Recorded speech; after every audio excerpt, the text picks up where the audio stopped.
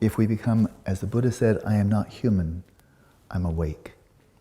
I think we can be very confident that from that perspective, he was not identifying with anything that was not I or mine as being such, and he wasn't reifying anything at all. So, those are big issues. And now we come to this practice, which is very easy to regard as kind of a quickie. Settle body, speech, and mind, tune up, get ready, and now the main event. But I'd like to talk about it just a little bit more. And I'll talk about it through the practice. There'll be a lot of words in this guided meditation. We'll return to it at the beginning of every session from now on, but I'll use fewer and fewer and fewer words.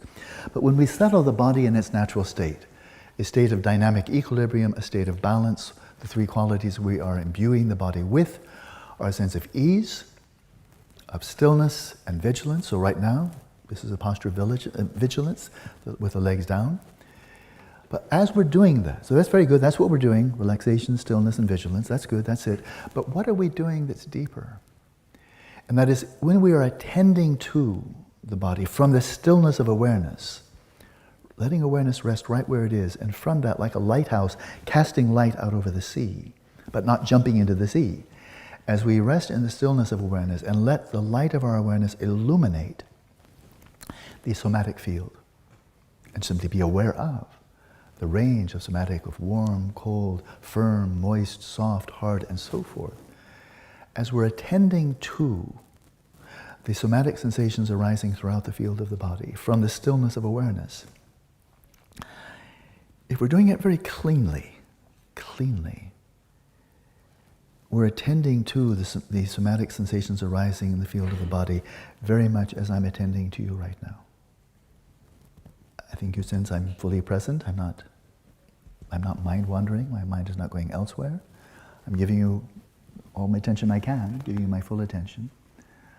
But I can say, I think, with certainty, I'm not identifying with any of you. I'm not thinking, oh, mine, my translator, my yucky guy. I'm not doing that. Why would I do that? You're not mine, you're people. And so attending fully but not identifying with. And if we bring wisdom to it, we see that whoever I point my finger to, none of you as I perceive you, none of you as I conceive of you, because I have more than just images. Tenzin and I have known now for a week, and a bit longer than that also. So when I look at him, I know that I'm looking at more than appearances. He's a human being, and I know a bit about his background and so forth. But I know that the Tenzin that I apprehend, that I perceive, that I remember, that I conceive, does not exist there. Not out there independently of my perceptions and my conceptions. So when I conceive of, when I apprehend, when I engage with Tenzin, it's Alan Wallace's version of Tenzin. I have no choice. Because my mind is not a tabla rasa. My mind is very creative. And it's very selective. Tenzin and I have spent hours together in Russia just recently. But I can't remember most of those hours. Most of the memory is just gone, right? But I remember some. So memory is very selective. Whatever we remember is always a tiny fraction of what took place. And that's how I paint Tenzin. In my mind, who is Tenzin? Who is this Russian monk here? And I paint him. Visual impressions, but they're taking place in the space of my awareness. What do you think? Does Tenzin exist in the space of my awareness? Does Tenzin, here's a human being here, does he exist in the space of my awareness? Clara, does he exist in the space of my awareness? Yes. Tenzin does? No, his appearance does. Do you think, does Tenzin, this human being, exist in the space of my awareness? Is that where he's located? No. Otherwise I'd have to set up a debate with Nicola. No, he doesn't. No, he doesn't. He's going to go back to Russia. I'm heading off to Spain. And my space of my awareness is not going to go to Moscow. It's heading right down to Spain. And so as a human being, he does not exist in the space of my awareness, right? But everything I know about him, I mean literally everything I know about Tenzin, my memories, my concepts, my thoughts, sensory impressions, and so forth, all of my impressions, everything I know, conceptually and perceptually, of Tenzin, is all taking place within the space of my awareness. So my Tenzin is for me. I was about to say mine, but not really mine, but it's for me. Nobody has my perspective on Tenzin that anybody else has. So it's an alanocentric view of Tenzin. And that's true for everything else, right? That being the case, as I perceive and then conceive of Tenzin, this human being, I can never say that he's existing from his own side, because that would imply independent of the space of my awareness, independent of my perceptions, independent of my conceptions. But if there is a Tenzin, and there is a Tenzin independent of my perceptions, we could never have met, I would not even know who he is. So is there a Tenzin independent of my conception and perceptions? Yes, for sure. But I know nothing about that Tenzin that exists independently of my perceptions and conceptions. Total unknown. And so when I turn to a Tenzin that I do know, then I know for sure that he's not out there existing in and of its own right. It's all relational. So, I'm going on a bit longer than expected, as expected. The body is just there. And if we're attending to it as we do a room full of people, or my friend Tenzin, then we are not identifying with it, and there's no reason to reify it. That's big. This takes real training. It's easy to say, but with training we can get better and better at it, of not identifying with the body as either I or mine, not reifying it. And one way to go into it is maintain the stillness of awareness and just observe whatever sensations are arising of the body and seeing they're just appearances. That's a big step. We go to the speech, to the breath, same thing. And then we go to the mind. I'd just like to draw this parallel. It's very powerful, very deep, and very obvious. During the mid part of this retreat, we're going to spend some time really cultivating the ability to rest in the stillness of awareness while observing the movements of the mind. Without identifying with them, they're not yours. They're just there for you, as you are here for me right now. You are here. If you weren't here, I wouldn't be talking. I'd be back in my room sitting quietly. So you're here for me, and I'm here for you, but I'm not yours, you're not mine, but here we are for each other. And so as we observe a group of people, as we observe images on a television screen or in a cinema, they're appearing, and yet they're not really there.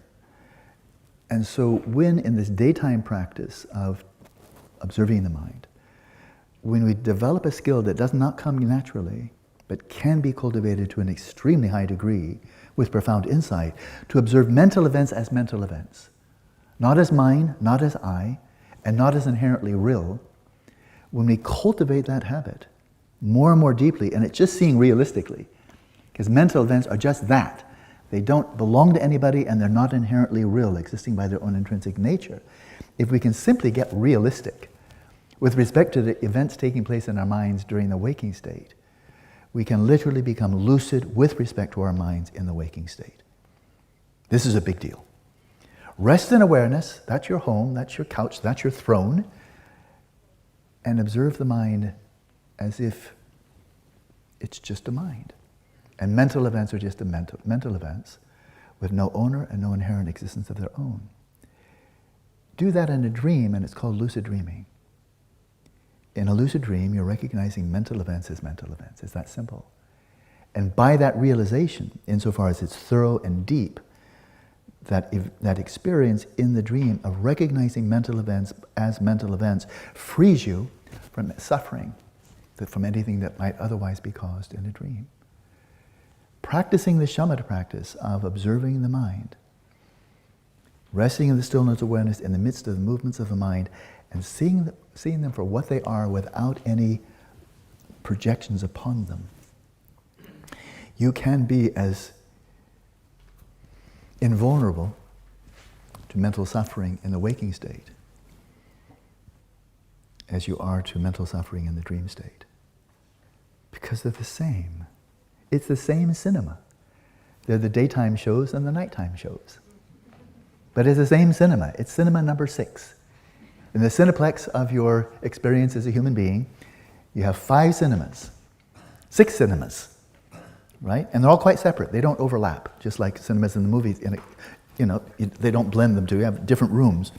And so you have 5 cinemas corresponding to each of the 5 physical senses, and they don't overlap. You hear sounds, you don't see them, and so on. So those are 5 cinemas. And then we have the 6th cinema. That's the deluxe cinema. Because that has facsimiles of appearances of all the other 5. But they're all taking place in one cinema, and that's cinema of the mind, right? And the nighttime shows are called dreams, and the daytime shows, as Stephen LaBerge comments, it's all cinema. And we're going to go into this today, but they're not the same. Nobody's suggesting that dreaming and waking state are the same. That's a type of psychosis to not be able to distinguish between the two. We're not suggesting that, but the nature of the appearances in the waking state, by all 6 doors of perception, 5 sensory and mental, the nature of the appearances arising in the waking state and the nature of the appearances arising in the dream state, exactly the same. And this is an insight straight from science. One is constrained, as Stephen LaBerge says, in the standard view, one is constrained by physical input, and the other one's a free creation.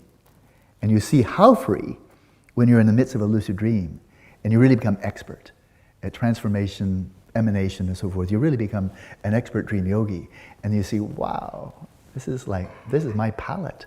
This is my music. I can make this any music I like. I can paint any picture I like. I'm the director. I'm the producer. I'm the actors. I'm the screenwriter. Hey, this is my movie. And you see how utterly malleable it is.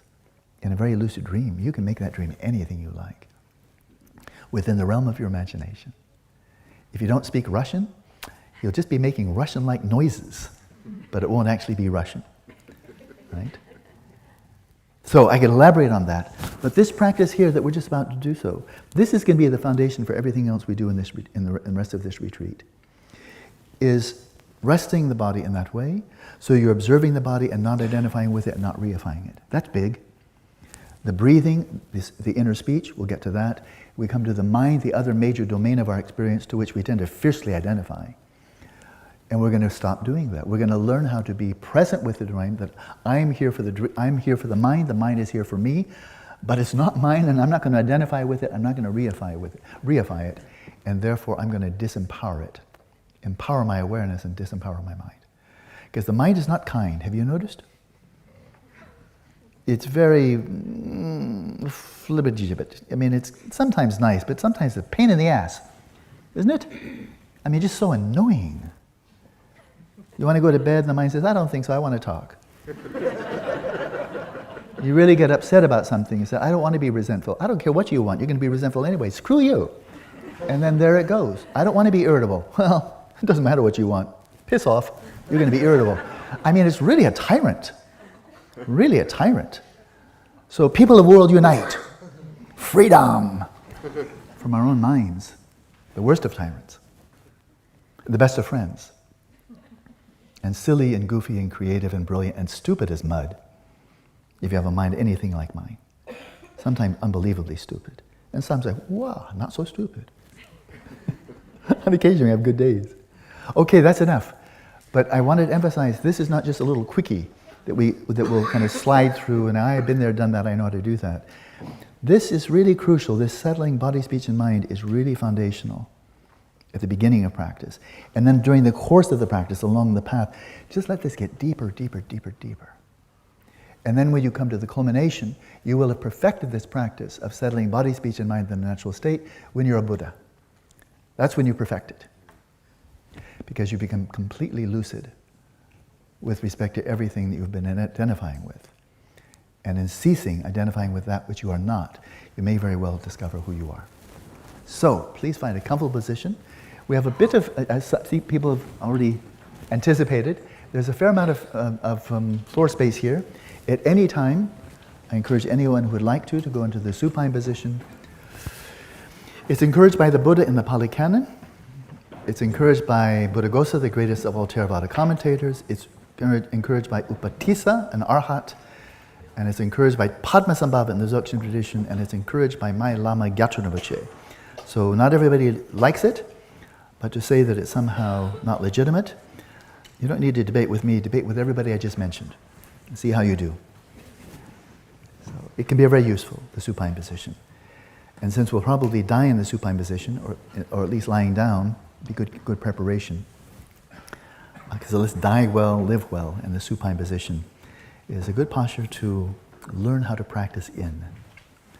So on that note, let's start out. So this would be the longest preamble. That went on for quite some time, but then I don't need to do it again. This would be settling body, speech, and mind in the natural state, and let's begin.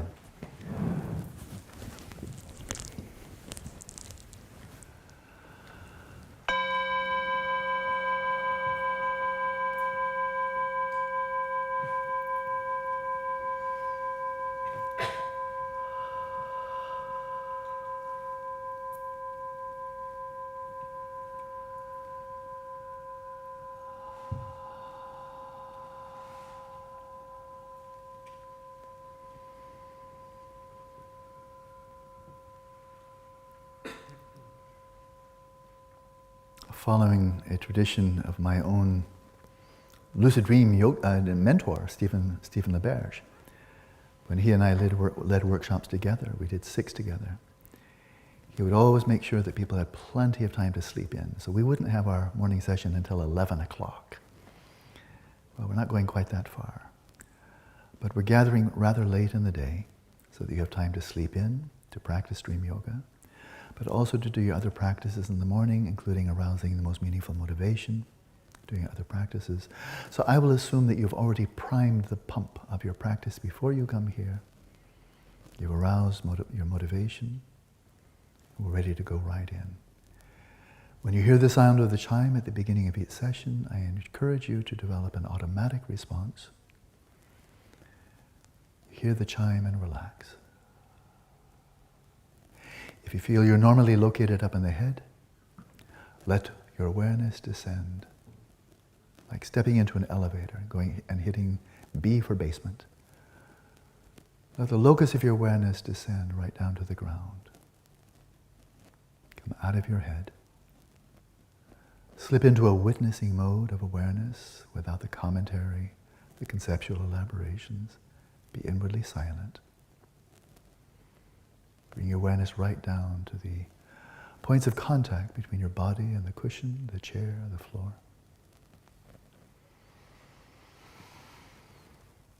And simply witness the sensations arising up to meet you, the sensations of firmness, solidity, the sensations of the earth element, and be present with them, perceiving sensations as sensations.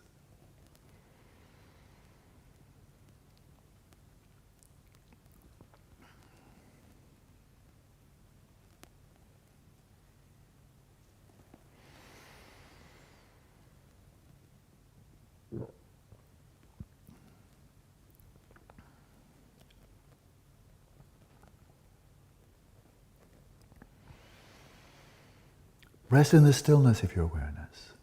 As you observe these sensations coming and going, arising and passing, let your awareness fill the space of your body. And be aware of the sensations arising throughout the entire field, on the surface and the interior.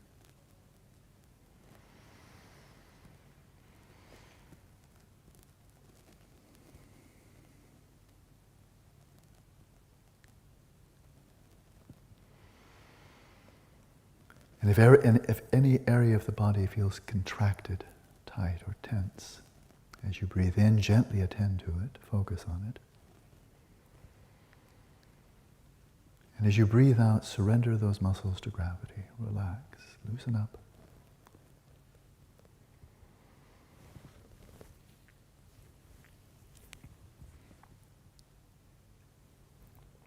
The face is extremely expressive of all manner of emotions. But now relax all the muscles in the face, the jaws, muscles around the mouth.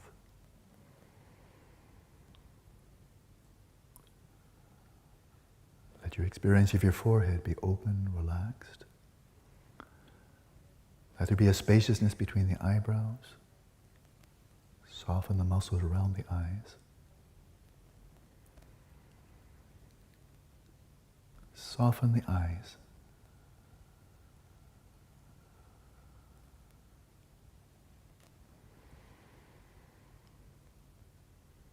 Relax all the muscles of the face.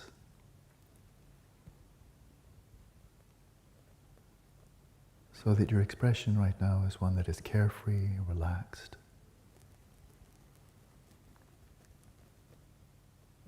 Relax your whole body in a posture of ease, of comfort, of relaxation.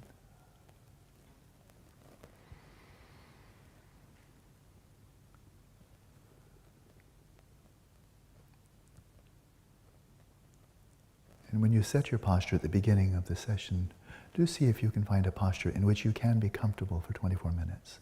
Supine, sitting on a chair, or cross-legged. And insofar as you are comfortable, you're relaxed, then you'll find it quite easy to remain very still throughout the entire duration of this session, with no unnecessary fidgeting or moving about.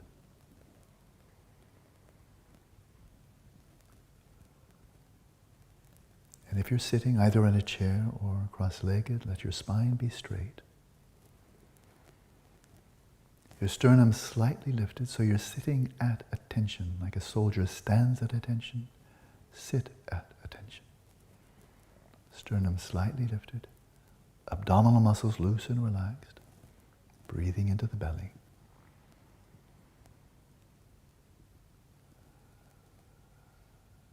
In this way, settle your body in a state that is relaxed, still, and vigilant. The body settled in its natural state.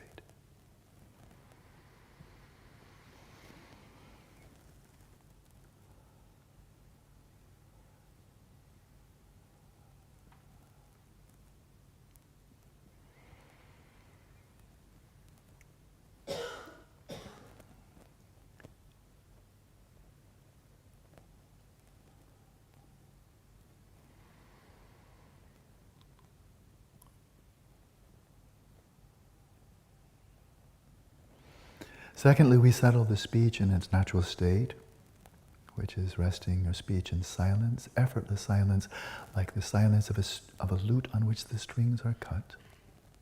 So you've already accomplished that. That's in terms of your public speech, what other people can hear. But inwardly there's the voice of the mind, the chit-chat, the commentary, the rumination. It's not so easy to settle the voice of the mind in a state of effortless silence. We're deeply habituated to rumination, obsessive, compulsive thinking. So let's cultivate a new habit. Learning how to rest the internal commentary in silence when there's nothing to think about.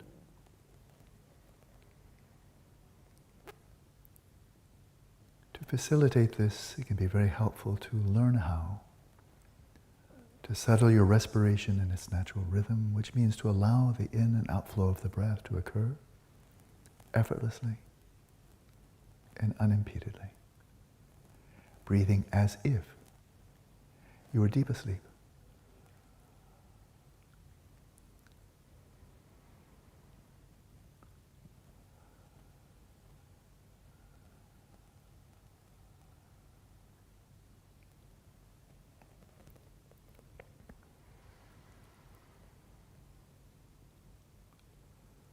And the key to this is the out-breath. It's a natural occasion. Every exhalation is a natural time to relax, to let go.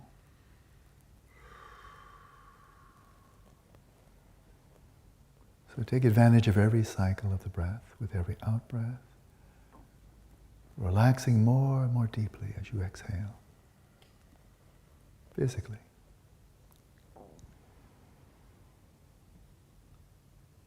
Without pushing the breath out, release it and release it without holding any of the breath within. Release it all the way out. And with every exhalation, release any thoughts, images, memories that may have come to mind, as if your out-breath were a gentle gust of breeze blowing away dry leaves. Breathe out. And let these thoughts and images just dissolve away into the space of the mind, letting them go. returning to silence with every exhalation.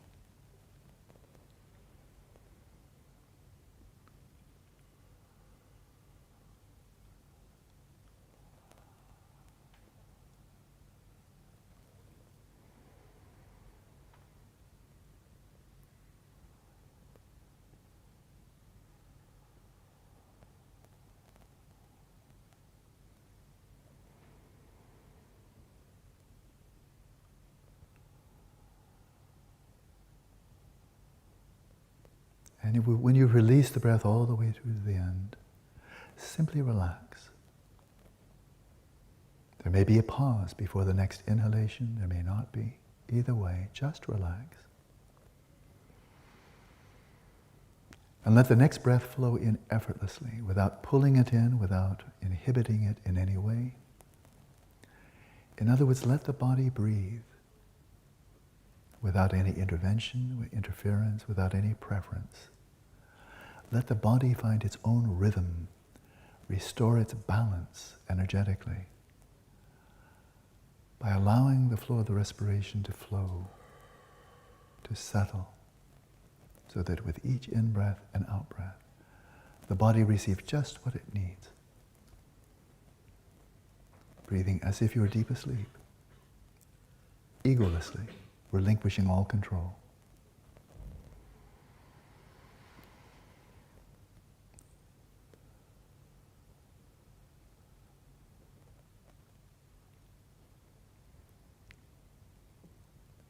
And then we turn to the mind, settling the mind in its natural state.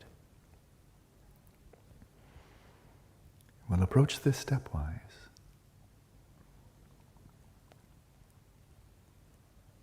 The first is, to the best of our ability, to release all cares, hopes, and fears about the future and the past. They'll be there waiting for you at the end of the retreat, the end of this session. But for right now, give yourself a break. You don't need to think about them now. There'll be a time for that later. So release all your concerns outside of the present moment. Just let them go.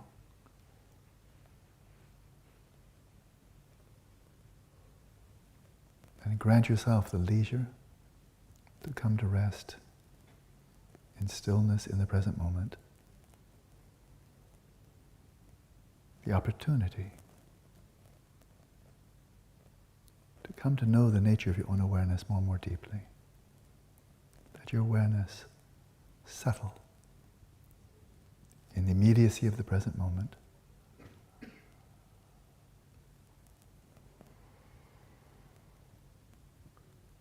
Not drawn away from this stillness by appearances, not drawn away by distraction. And so resting so loosely, so carefree in awareness that even when thoughts, images, desires come up, you don't identify with them. They're just mental events. You don't have to identify with them. You're just habituated to doing that. Break the habit. Just rest in awareness. Relaxed, still.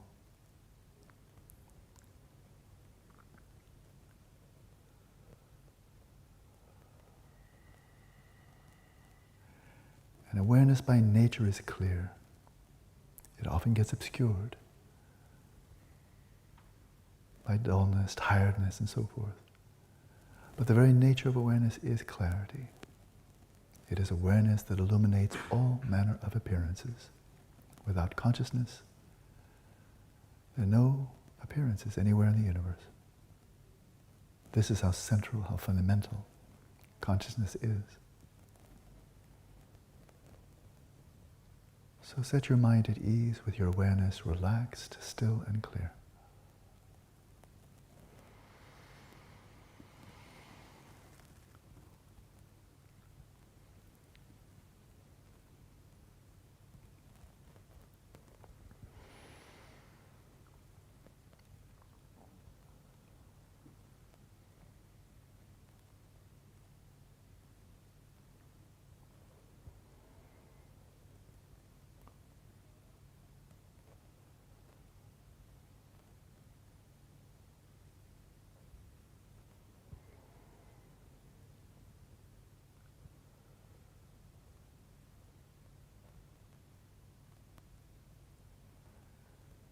If restlessness arises in the mind, can you simply be aware of the restlessness without identifying with it, without feeling restless?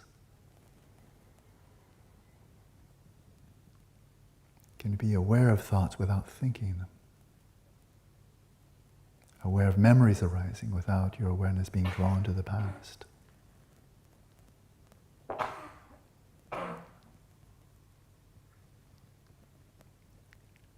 Let your awareness rest right where it is, without doing anything with it, without using it, just letting it be.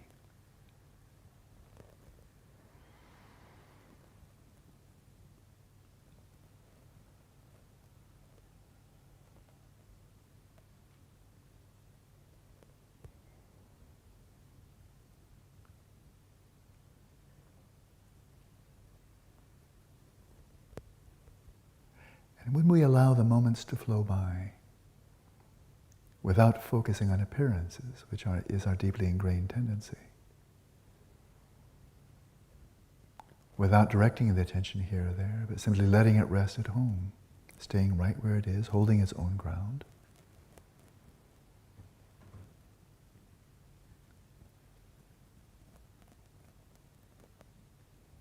your experience of being aware, simply that, your experience of being conscious,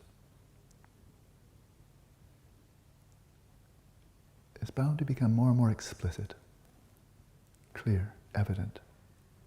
What's it like to be conscious? Not conscious of this or that, of this appearance, of that object, but just to be aware. What's that like? Raw, primal, unelaborated, uncloaked, unconfigured.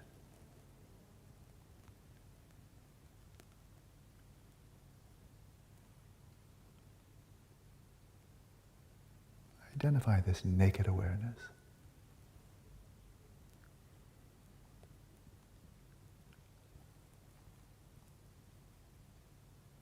And sustain that flow of self-illuminating, self-knowing awareness.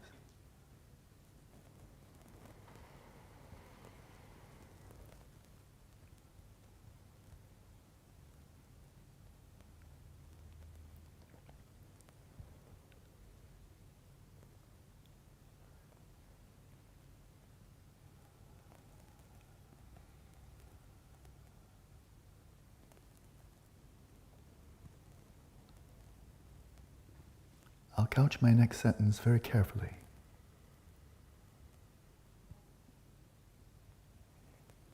If there's anything of you, your presence here in the world,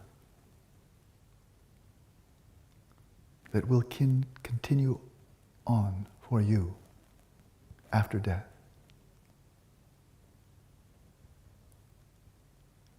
you're looking at it.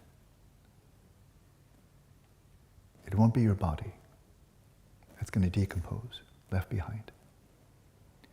Your mind that arises in dependence upon your body, specifically the brain, isn't going anywhere, any more than the function of a tractor transmigrates to another tractor when the tractor is destroyed. It just is gone.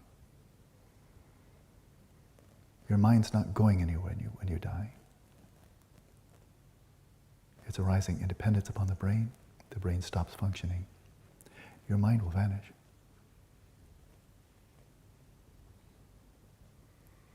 If anything continues, of which you will be aware, it is just this.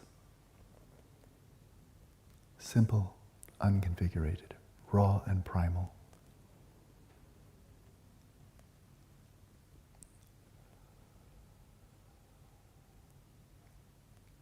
Get to know this flow of awareness. Rest there. Let it be self-knowing.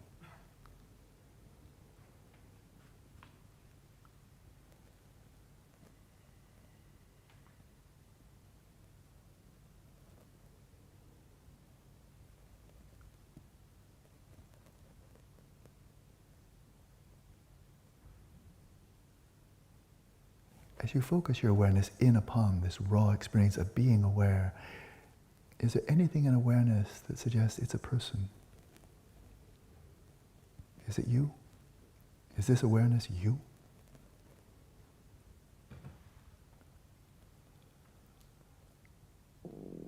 Does it have a gender?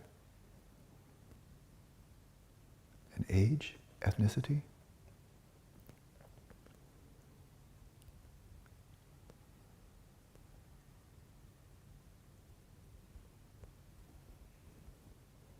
Do you see anything human in the very nature of awareness itself? Or is it just awareness? The kind that is experienced by all sentient beings.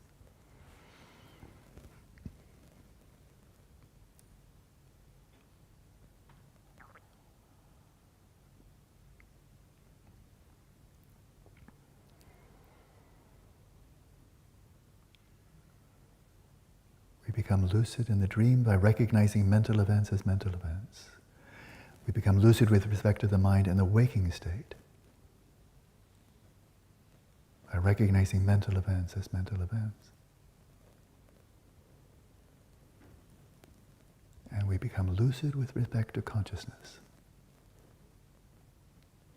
by recognizing consciousness as consciousness, free of all projections, naked, raw, and bare.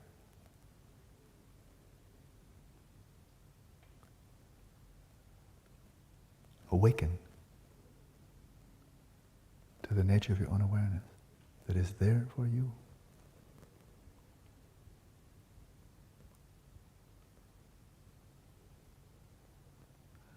And let's continue resting right there in silence for the remainder of the session. Just a few minutes.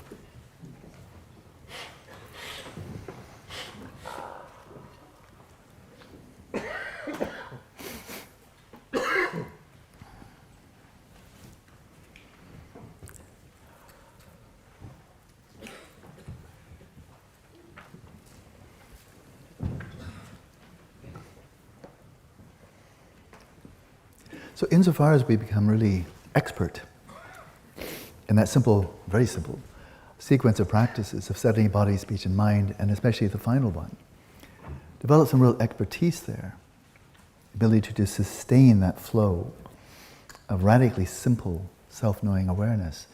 And you're positioning yourself, you're jockeying yourself very well for letting your dying process be the best meditation you've had in your whole life.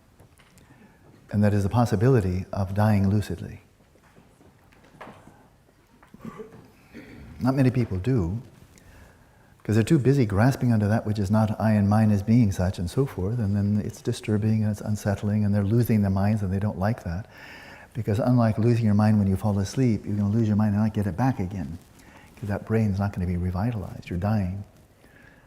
But to be able to rest in that really unelaborated flow of mental awareness, not drawn out to the sensory fields which are going to vanish when you're dying, they're going to be gone, and not getting caught up in your emotions, memories, desires, and so forth, they're going to be gone, and watching them go, watching